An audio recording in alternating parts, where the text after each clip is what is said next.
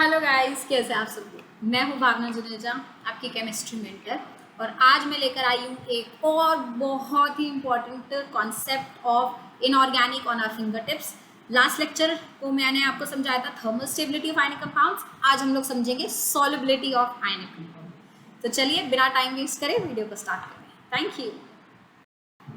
आज की वीडियो में हम लोग बात करेंगे solubility of alkali metal and alkaline earth metal salts. देखिए, लास्ट लेक्चर में मैंने आप लोगों को बताया था कि alkali metal and alkaline earth metal के सॉल्ट्स की थर्मल स्टेबिलिटी कैसे प्रिडिक्ट करते हैं, राइट। आज बताऊंगी इनकी सॉल्युबिलिटी कैसे प्रिडिक्ट करते हैं।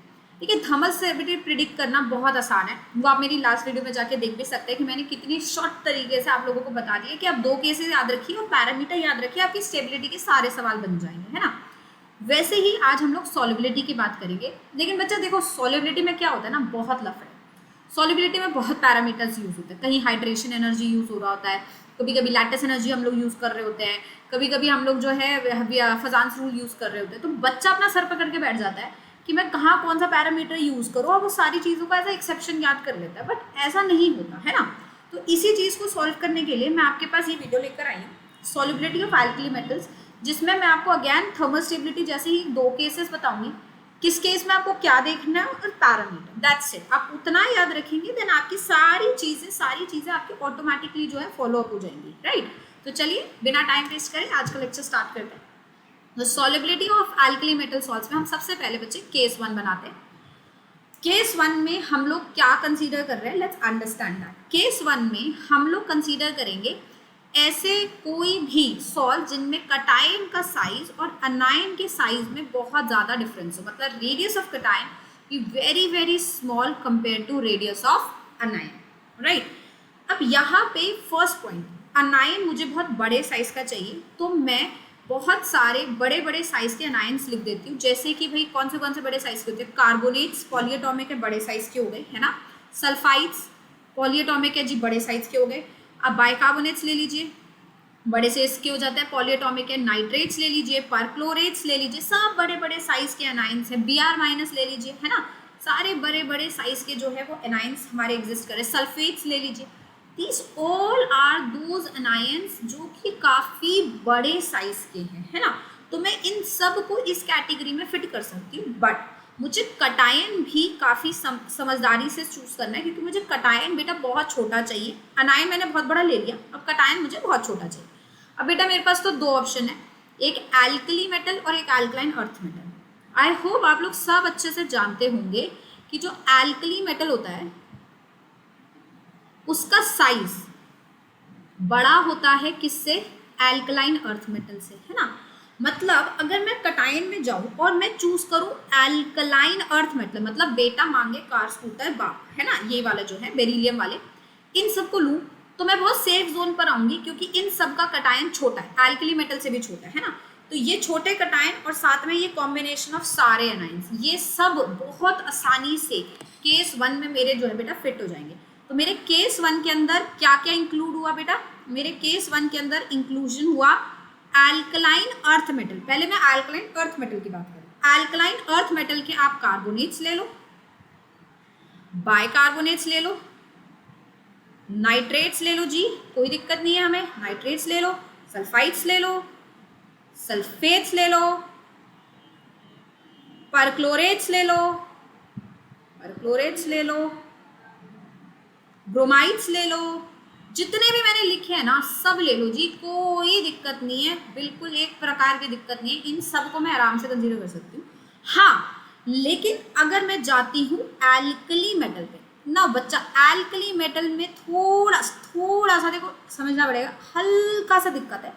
वो दिक्कत ये है कि बेचारे का साइज बड़ा है, वो भी क्या करे भाई, उसका साइज बड़ा है, वो क्या कर सकता है ना, उसका साइज बड़ा है। तो उसका साइज बड़ा होने की वजह से ना कभी कभी, क्योंकि मुझे कटायन छोटा चाहिए, कभी कभी साइज हम सोच रहे हैं कि इन नाइट्रेट्स को, इन सबको क्या हम एल्कलाइन अर्थ मेटल के साथ ले सकते हैं, हाँ कंफर्टेबली ले सकते हैं, वो छोटे। लेकिन एल्कली मेटल के साथ सबकी सेटिंग नहीं बैठ पाती है ना। अब होता ही है भाई, नहीं बैठ रही कंपैटिबिलिटी तो कुछ नहीं कर सकते उसमें, है ना। इसलिए एल्कली मेटल में आप ध्यान से, एल्कली मेटल के साथ मैं आपको बता देती हूँ किन किन अनायन को नहीं लेना, बस उनको हटा दो। कार्बोनेट को नहीं लेना जी, सल्फाइड को नहीं लेना जी, सल्फेट को नहीं लेना जी, बाइकार्बोनेट को तो बिल्कुल नहीं लेना जी। नाइट्रेट को रख सकते हो, कोई दिक्कत नहीं, नाइट्रोजन का साइज इतना बड़ा नहीं होता, छोटा होता है। परक्लोरेट को भाई आप ले सकते हो, ठीक है, परक्लोरेट को अपन लोग ले सकते हैं, कोई ज्यादा टेंशन की बात नहीं है, ठीक है। ब्रोमाइड्स को भी हम अपने पास रख लेते हैं, कोई ज्यादा दिक्कत नहीं होती। मतलब बेसिकली कार्बोनेट, बाइकार्बोनेट, सल्फाइड और सल्फेट, इनको एल्कली मेटल के लिए छट दीजिए, इनको हटा दीजिए। तो एल्कली मेटल के कौन कौन इंक्लूड हुए? एल्कली मेटल के हमारे पास इंक्लूड हुए परक्लोरेट्स, ब्रोमाइड्स एंड नाइट्रेट्स। तो एल्कली मेटल के साथ बस 3 लेने, बाकी जितने दुनिया जहान के पॉलीएटॉमिक एनाइंस दिखते हैं एल्कलाइन अर्थ मेटल के साथ आप कोई भी कैसे भी कंफर्टेबली ले लो, किसी को कोई दिक्कत नहीं है, ठीक है। तो जो पहली चीज मैंने आपको बता दी कि केस 1 में आप क्या क्या कंसीडर कर सकते हो, ठीक है। अब आते हैं कि केस 1 का पैरामीटर क्या है जिसके बेसिस पे मैं सॉल्युबिलिटी प्रिडिक्ट कर सकती, ठीक है। तो let's talk about the parameter to be used in case 1। अब केस 1 में हमें जो पैरामीटर यूज करना है वो क्या है? टू बी यूज्ड, बहुत सिंपल है जी, पैरामीटर यूज करना है हाइड्रेशन। अब आप खुद बताइए, सॉल्युबिलिटी 2 ही तो चीजों पे डिपेंड कर सकती है, कौन सी 2? नहीं समझ पाए? देखिए मैं बताता हूँ, सिर्फ 2 चीजें होती है बेटा जिस पे सॉल्युबिलिटी डिपेंड करती है। सोचो अगर आपके पास एक आयनिक कंपाउंड है जी, ऐसा तुम्हें करना है उसे डिजोल्व पानी में, तो कैसे डिजोल्व करोगे भाई? वो A+ एक्वस और B- एक्वस अगर बना दे तो डिजोल्व हो जाएगा। बट क्या जो दिख रहा है वैसे ही होगा? मतलब सॉलिड में पानी डाला और टूट गया?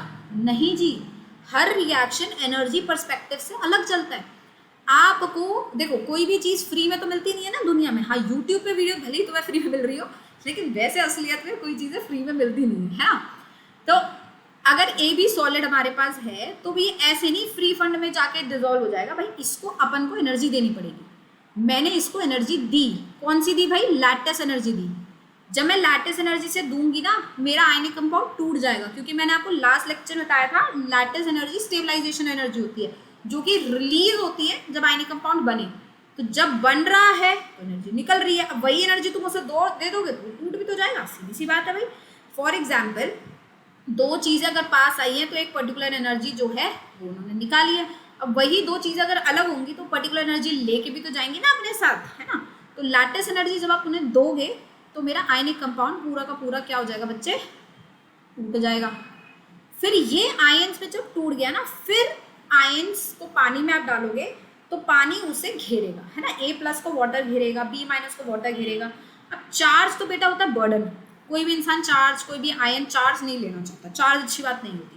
तो जैसे ही A+ के ऊपर, ये मार्कर दिख नहीं रहा है ना, A+ के ऊपर वाटर आया है ना, वाटर ने करा इसे सराउंड, ये हो गया खुश, अरे भाई वाटर आ गया, वेरी गुड वेरी गुड, बहुत अच्छी बात है, मेरा तो चार्ज हट रहा है।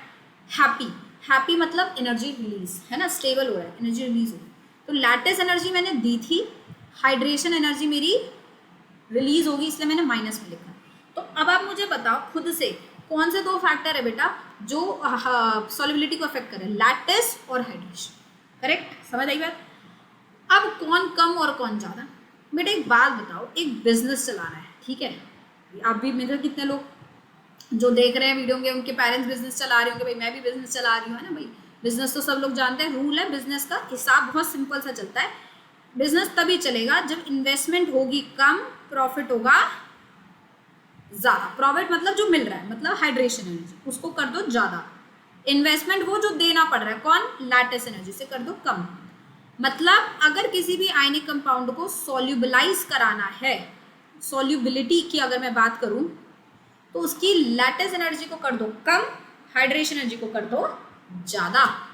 तो इसका मतलब जैसे मैंने आपको समझाया यहाँ पे कि हाइड्रेशन एनर्जी को पैरामीटर है जो इन ऊपर वाले, जो मैंने ऊपर लिस्ट लिखी थी, अल्कली मेटल और अल्कलाइन अर्थ मेटल के, कार्बोनेट, बाइकार्बोनेट, ये सब जो भी हमने लिखा, इन सब के लिए हाइड्रेशन एनर्जी यूज़ करना है। तो आपको दिमाग में एकदम से समझ आना चाहिए कि हाइड्रेशन एनर्जी बढ़ेगी बेटा तो सॉल्युबिलिटी क्या होगी?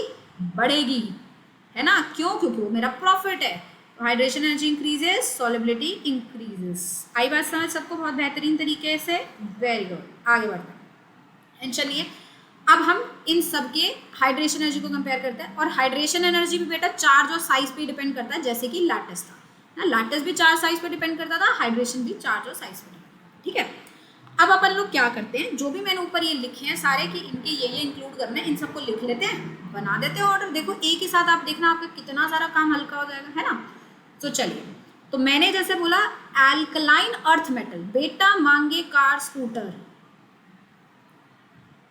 बाप राजी, है ना, राजी नहीं लेंगे क्योंकि रेडियो एक्टिव है। इन सब के जो मन करे वो पॉलीएटॉमिक एनायन इनके साथ जोड़ दो। आपका मन करे कार्बोनेट जोड़ने का, कार्बोनेट जोड़ दो जी। आपका मन करे सल्फेट जोड़ने का जी, सल्फेट जोड़ दो। बेटा मांगे कार स्कूटर, सब, कोई टेंशन की बात ही नहीं है, सब जोड़ दो, ठीक है। चलो मन करे नाइट्रेट का, अरे यार तो नाइट्रेट ले लेते हैं, इसमें कौन सी बड़ी बात होगी, नाइट्रेट ले लो जी, कोई दिक्कत नहीं। इनके साथ तो कोई दिक्कत है ही नहीं जी, इनके साथ तो कोई भी अनायन ले लो, कोई दिक्कत नहीं। मैं डॉट डॉट लगा रही, मतलब कंटिन्यूएशन में है ना, आप समझ ही जाओगे, अब तो समझदार बच्चे सर समझ जाएंगे, कोई दिक्कत नहीं है। मन करे परक्लोर ले ले, चल भाई परक्लोरेट ले लेते हैं, ऐसी भी क्या बड़ी बात होगी, लो जी परक्लोरेट ले लो जी, कोई दिक्कत नहीं है, ठीक है। कंटिन्यूएशन में चल रही हूँ, ऐसा नहीं है स्ट्रॉन्शियम और बेरियम मुझे पसंद नहीं है, बस मैं थक गई लिखते लिखते, इसलिए मैंने डॉट डॉट डॉट लगा दिया, मतलब ऑब्वियस ही बात है वो है, ठीक है, बिल्कुल वो नहीं समझना सबने, ठीक है, ये है यहाँ पे, ठीक है, बुरा नहीं मानना, ये है कंटिन्यूएशन में हम चल रहा है स्ट्रॉन्शियम क्लोराइड, ठीक है। अब चलो ये अल्कली मेटल बाइकार्बोनेट्स ले लो, बाइकार्बोनेट्स का मन करे तो आप बाइकार्बोनेट्स भी ले सकते हो, बेटा मांगे इन सब के बाइकार्बोनेट्स ले लो, कोई दिक्कत नहीं है।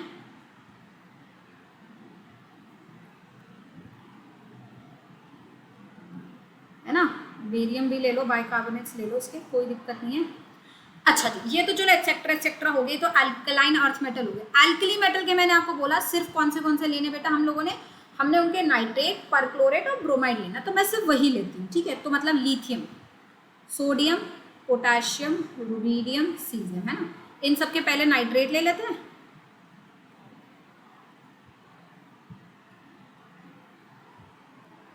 और फिर इन सब के परक्लोरेट भी ले लेते हैं। फिर जब लिखा ही है सारा तो सारे ही लिख देना, क्या दिक्कत है ना। आप भी तो लिखेंगे नोट्स बनाने में, तो हम भी लिख ही देते हैं, कोई टेंशन नहीं है। और ब्रोमाइड्स ले गए, है ना। मेरे को समझ आ रहा है आप लोगों के दिमाग में क्वेश्चन चल रहा है आयोडाइड क्यों नहीं लिया, बताऊंगी, बिल्कुल बेफिक्र हो जाओ, वो भी बताऊंगी। अभी फिलहाल ब्रोमाइड ले लो, है ना।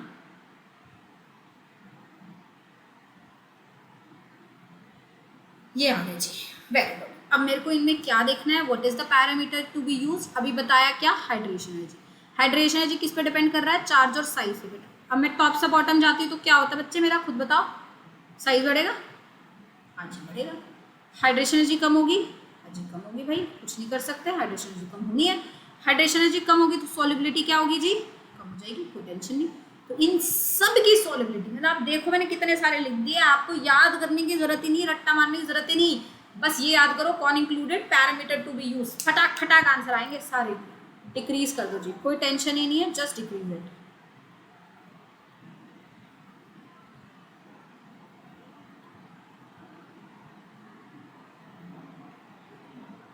फटाफट इन सब की सॉल्युबिलिटीज क्या हो जाती है बेटा, डिक्रीज हो जाती है, कोई भी किसी भी तरीके की टेंशन नहीं है, ठीक है। आई होप बात समझ आई सबको, समझ आया कि इन सब की सॉल्युबिलिटी जिसमें रेडियस ऑफ कटायन छोटा हो, रेडियस ऑफ एनायन बड़ा हो, हाइड्रेशन एनर्जी को यूज करके हम किस तरीके से इनकी सॉल्युबिलिटी निकाल सकते हैं, राइट।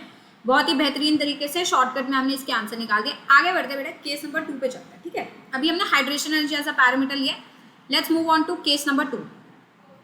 अब देखिए केस नंबर 2 में हम कौन लेंगे। केस नंबर 1 में हमने कौन लिया, जब कटायन का साइज छोटा था, एनायन का साइज बड़ा था। यहाँ पे हम लोग लेंगे जब कटायन और एनायन का साइज ऑलमोस्ट क्या हो, बराबर, मतलब एनायन छोटा चाहिए मुझे। तो यहाँ टेंशन नहीं लेना, छोटू से एनायन ना 2-3 ही है, पता कौन से, ऑक्साइड बड़ा छोटू सा है, हाइड्रोक्साइड बड़ा छोटा सा है, ठीक है, साथ में एक आप ले लो फ्लोराइड, बस। Alkali metal and alkaline earth metal के ऑक्साइड, हाइड्रोक्साइड और फ्लोराइड आप लोग ले लीजिए, ठीक है। और इन सब के लिए पैरामीटर टू बी यूज बच्चा क्या होगा बताओ, दूसरा पैरामीटर कौन सा बचा था जो अभी तक इस्तेमाल नहीं किया अपन ने, कौन सा बचा था, लैटिस एनर्जी, यस शाबाश। तो हम लोग क्या यूज करने वाले, लैटिस एनर्जी। और अभी इन्वेस्टमेंट प्रॉफिट के चक्कर में क्या समझाया है जी, प्रॉफिट करो ज्यादा, इन्वेस्टमेंट करो कम। इन्वेस्टमेंट मतलब लैटिस एनर्जी, मतलब लैटिस एनर्जी अगर डिक्रीज होगी बच्चे मतलब सॉल्युबिलिटी बढ़ेगी, इन्वेस्टमेंट कम होगा, बिजनेस सक्सेसफुल होगा, है ना। तो यहाँ लैटिस एनर्जी और सॉल्युबिलिटी का इनवर्स रिलेशन है, ऊपर हाइड्रेशन और सॉल्युबिलिटी का डायरेक्ट रिलेशन था, ठीक है जी। अब लिख देते हैं वापस से इन सबके alkali metal and alkaline earth metal के ऑक्साइड, हाइड्रोक्साइड, फ्लोराइड, फटाफट से लिख डालो, है ना, कोई टेंशन नहीं है, दोनों के ले सकते हो, कोई दिक्कत नहीं है। तो एल्कली मेटल आ गया लिथियम, है ना, तो lithium fluoride, sodium, potassium, rubidium, caesium, फिर बेटा, मांगे, कार, स्कूटर, बाप, राजी, ठीक है। फिर आ गया लिथियम का ऑक्साइड ले लो, सोडियम का ऑक्साइड ले लेते हैं जी, रुबीडियम का ऑक्साइड ले लेते हैं, पोटेशियम ले लेते हैं पहले, फिर रुबीडियम लेंगे, पोटेशियम, फिर रुबीडियम, फिर सीजियम, और ऐसे ही इनका भी ले लो, बेटा, मांगे, कार, स्कूटर, बाप, राजी, ठीक है। फ्लोराइड हाइड्रोक्साइड्स ले लो जी, इसमें भी कोई दिक्कत नहीं है, हाइड्रोक्साइड की भी क्या टेंशन है, LiOH, NaOH, KOH, RbOH, और बेरिलियम के भी ले लेते हैं जी, बेटा, मांगे, कार, स्कूटर, चलो वेल डन, वेरी गुड। अब इन सब के लिए अपन ने क्या लिया, लैटिस एनर्जी। बताओ बताओ जल्दी जल्दी, सारे बच्चे बताएंगे लास्ट क्लास में क्या बताया था, लास्ट वीडियो में क्या बताया था। लैटिस एनर्जी भी चार्ज और साइज के चार्ज बाय साइज के ऊपर डिपेंड करती है। मतलब अगर मैं यहाँ से यहाँ जा रही हूँ, फिर से मेरा साइज बढ़ रहा है जी, हाँ बढ़ रहा है, ठीक है, साइज बढ़ रहा है। अब जब अगर साइज बढ़ेगा तो हमारा है वो लैटिस एनर्जी क्या होगा बच्चे, डिक्रीज होगा। लैटिस एनर्जी डिक्रीज, सॉल्युबिलिटी तुरंत क्या हो गई, बढ़ गई, शाबाश। इन सब की solubility increases down the group. समझ आई बात सबको, हाँ या ना, शाबाश। लेकिन यहाँ एक छोटी सी 2-3 बातें और बताऊंगी आप लोगों को, बड़ी मजे से सारे क्वेश्चंस का आंसर देंगे। सबसे इंपॉर्टेंट जो यहाँ बात आती है बेटा, एक चक्कर है जरा सा, ये बेरिलियम फ्लोराइड होता है ना कभी कभी, बहुत लोगों को अंडर एस्टिमेट नहीं करना चाहिए। बेरिलियम फ्लोराइड का टेक्निकली देखा जाए तो लैटिस एनर्जी जो है वो बहुत ज़्यादा है, बहुत ज़्यादा है, तभी तो उसकी सॉल्युबिलिटी इतनी कम आ रही है। लेकिन हर कहानी के 2 पहलू होते हैं।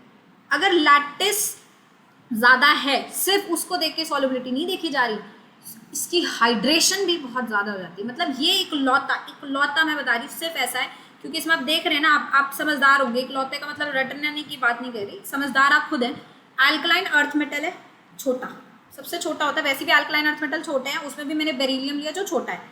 हैलोजन छोटे होते हैं साइज में, एनायंस में, और उसमें मैंने छोटू लिया है सबसे, फ्लोरीन। इसलिए सिर्फ इकलौता ये स्पेशल, पता है क्यों है, इसी वजह से, क्योंकि इसमें दोनों छोटे छोटे हैं। इस वजह से इसमें हाइड्रेशन एनर्जी इतनी ज़्यादा होती है, इतनी ज़्यादा होती है कि लैटिस ज़्यादा होने से कोई फर्क नहीं पड़ता। जब मुझे पता है कि भाई मेरे बिजनेस में मुझे 10 करोड़ का प्रॉफिट होना है, तो मैं 1 करोड़ जैसा इन्वेस्टमेंट भी कर दूंगी ना यार। मुझे पता है जब प्रॉफिट होना ही नहीं है तो मैं तो 1 रुपये भी नहीं इन्वेस्ट करूंगी भाई, सीधी सी बात है, बहुत सिंपल सा उसूल है जीवन का, है ना। तो भले ही लैटिस इसकी हाई है, लेकिन इसकी हाइड्रेशन उससे भी हाई है, वेरी हाई। इस वजह से ये सबसे आगे आ जाता है। बस ये एक आप छोटी सी चीज़ इसमें ध्यान रखें कि ऐसा लग रहा है ये यहाँ होगा, बट ये यहाँ नहीं होगा, ये यहाँ होगा। बस इस चीज़ की आप थोड़ा सा ध्यान रखें, बाकी कोई टेंशन नहीं है। जो मैंने बताया बिल्कुल परफेक्ट है, सारी चीज़ें आपको दिमाग में याद भी हो गई, ठीक है।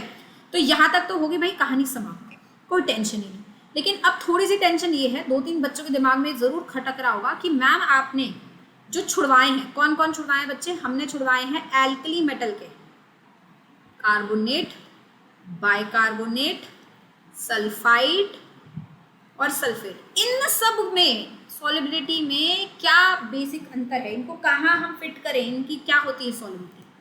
पहले मैं आपको समझा देती हूँ कि मैंने ये हटवाए क्यों, फिर मैं आपको समझाती हूँ उसका ऑर्डर क्या है, ठीक है। तो इनमें क्या होता है बेटा, मैं आपको एग्जाम्पल लेके समझाती हूँ बाइकार्बोनेट का, क्योंकि बाइकार्बोनेट में समझाना आसान पड़ेगा। इसलिए बाइकार्बोनेट होता है HCO3- बेटा, यही होता है।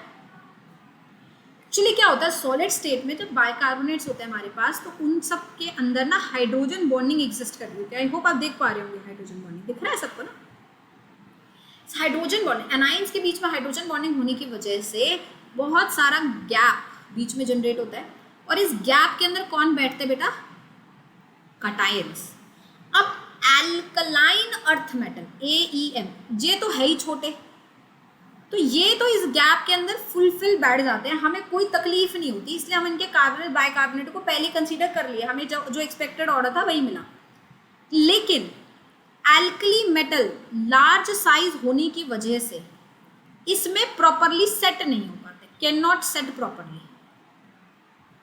और इस वजह से क्या होता है यार, जैसे चलो लिथियम तो बैठ गया, कोई दिक्कत नहीं है, सोडियम और बड़ा हो गया, उसको दिक्कत होगी बैठने में, तो जब वो बैठेगा ना तो बाइकार्बोनेट को धकेल देगा, धक्का मारेगा, मोटा आदमी बैठेगा वैसे धक्का नहीं मारेगा, तो धक्का मार देगा, बाइकार्बोनेट अलग हो जाएंगे। तो जैसे ही आप इसमें बड़े बड़े कटायंस डालते हो, भाई लिथियम का बाइकार्बोनेट में जो लिथियम है वो तो बैठ गया, कोई दिक्कत नहीं। जैसे ही सोडियम बाइकार्बोनेट में अपन में गई यार, सोडियम का साइज बड़ा है, तो इसमें बैठा, इसने बाइकार्बोनेट को धक्का मारा, बाइकार्बोनेट हो गया अलग, ओहो फायदा, बाइकार्बोनेट अलग हो गया, अलग करके ही तो हाइड्रेट करूंगी बेटा, डाइमर बना के थोड़ी हाइड्रेट करूंगी, हाइड्रेट करने के लिए तो अनाइंस को अलग होना ही पड़ेगा ना, मेरा तो काम आसान हो गया। जैसे ही मैंने बड़े साइज का आयन डाला, उसने अलग करा अनायन को, अलग करने से बड़े मजे आ गए, अनाइंस अलग हो गए, हाइड्रेट आसानी से हो जाएंगे, इस वजह से इनकी सॉल्युबिलिटी बढ़ जाती है। फिर जैसे और बड़ा डाला, बहुत आसानी से डाइमर अलग हुआ, और बड़ा डाल दिया और आसानी से डाइमर अलग हुआ, और बड़ा डाल दिया और आसानी से डाइमर अलग हुआ, और इस वजह से सॉल्युबिलिटी बेसिकली, ये सोच नहीं रहे थे सॉल्युबिलिटी बढ़ने की, पर बढ़ गई सॉल्युबिलिटी, क्योंकि बड़ा कटायन डाइमर को तोड़ता जाएगा, वीक होते जाएंगे हाइड्रोजन बॉन्ड, और बाइकार्बोनेट्स आराम से हाइड्रेट होंगे, सॉल्युबिलिटी बढ़ेगी। तो एज साइज इंक्रीजेस, ठीक है, the hydrogen bonding between bicarbonate decreases, hence solubility increases. तो एक्चुअली में यहाँ पे सॉल्युबिलिटी का इंक्रीज ऑर्डर देखा जा रहा है, जो कि केस 2 में होता है ना, तो इसलिए मैं इनको केस 1 में फिट नहीं कर पाई, और केस 2 में फिट करूंगी तो बेवकूफपंती लगेगी, क्योंकि इन दोनों के साइज तो कंपेरेबल है नहीं, इसलिए इनको अलग कर दिया, ठीक है, इसलिए।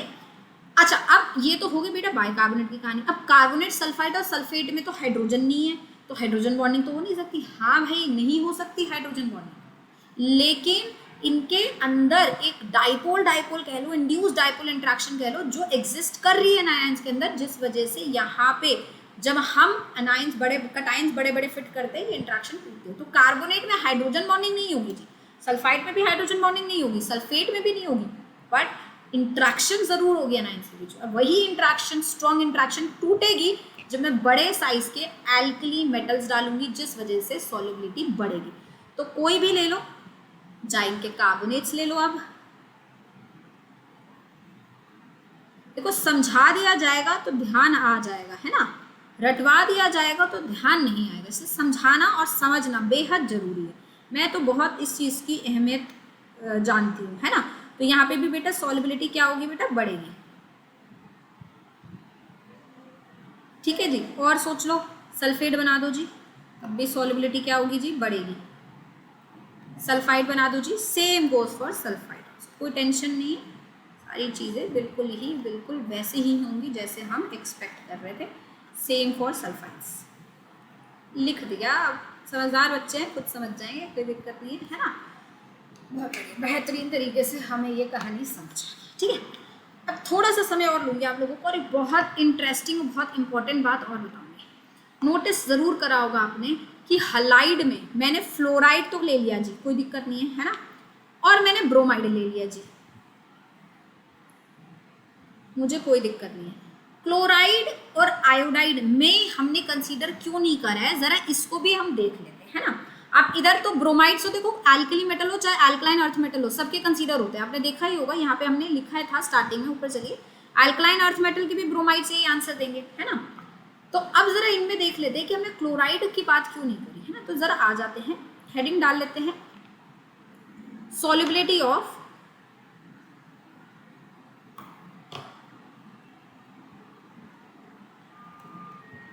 alkali metal and alkaline earth metal halides। बहुत अच्छे से समझाती हूँ आपको, देखो अभी एकदम से तुरंत समझ आ जाएगा। पहले बेटा एल्कलाइन अर्थ मेटल ले लो, बेटा मांगे कार स्कूटर बाप राजी, है ना।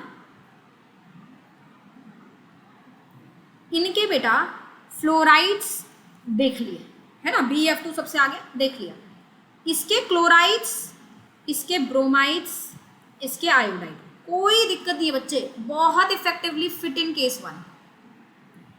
ये आपके सारे के सारे इसके केस 1 में फिट होते हैं। फ्लोराइड्स मैंने आपको बताया कि इसमें फिट इन केस 2। तो फ्लोराइड्स केस 2 में इस सब के अल्कलाइन अर्थ मेटल के आप हेलाइड, क्लोराइड, ब्रोमाइड, आयोडाइड कोई भी ले लीजिए, वो आराम से केस 1 में फिट होगा। क्यों? क्योंकि बता चुकी हूँ बेटा अल्कलाइन अर्थ मेटल का साइज छोटा है, तो उसके लिए क्लोरीन भी बड़ा है, उसके लिए ब्रोमीन भी बड़ा है, उसके लिए आयोडीन भी बड़ा है ना। तो जो छोटा होगा ना उसके लिए चाहे अनायन उतना छोटा ना भी हो, मतलब उतना बड़ा ना भी हो, तो उसके लिए तो बड़ा ही रहेगा ना। तो इसलिए अल्कलाइन अर्थ मेटल के लिए क्लोराइड, ब्रोमाइड, आयोडाइड सारे के सारे बड़े हैं। तो for alkaline earth metal chloride, bromide and iodide follows radius of cation smaller than radius of anion. Case 1 parameter to be used, जल्दी से बता दो क्या यूज किया था अपन ने? Hydration energy. हो गया काम खत्म, बना दो ऑर्डर, क्या टेंशन है ना। Beryllium chloride, magnesium chloride, calcium chloride, strontium chloride, barium chloride, ठीक है। बेरिलियम का ब्रोमाइड ले लो, बेरिलियम का आयोडाइड ले लो, मुझे कोई दिक्कत नहीं है, सारे ले लो जी।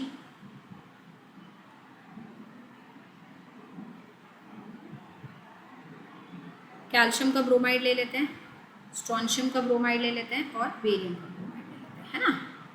सिमिलरली आयोडाइड्स ले लेते हैं, मैग्नीशियम के, कैल्शियम, स्ट्रोंशियम, बेरियम। जैसे हमने बोला हाइड्रेशन एनर्जी पैरामीटर है, जैसे कि हम देख रहे हैं यहाँ से यहाँ जाएंगे तो क्या होगा, साइज बढ़ेगा, साइज बढ़ेगा तो हाइड्रेशन एनर्जी कम हो जाएगी, हाइड्रेशन एनर्जी कम हो जाएगी तो सॉल्युबिलिटी डिक्रीज हो जाएगी, सॉल्युबिलिटी डिक्रीजेस। फ्लोराइड्स केस 2 में ऊपर लिखवा चुकी हूँ, क्लोराइड्स, ब्रोमाइड, आयोडाइड यहाँ लिखवा दी, कोई दिक्कत ही नहीं है ना, easily done. Alkaline earth metal की तो मुझे कभी दिक्कत नहीं थी, ना तुम्हें दिक्कत होगी, बहुत सिंपल है यार, कोई दिक्कत नहीं है ना। अब आती है कहानी बेटा एल्कली मेटल पे, है ना। अब आते किस पे कहानी? एल्कली मेटल पे, है ना। अच्छा अब एल्कली मेटल पे फ्लोराइड्स बता दिए कहाँ पे बिलोंग कर रहे हैं, केस 2 में, कोई टेंशन नहीं। क्लोराइड रह गया है समझाना, आयोडाइड रह गया है समझाना, ब्रोमाइड बता दिया आराम से किस में बिलोंग कर रहे हैं, केस 1 में।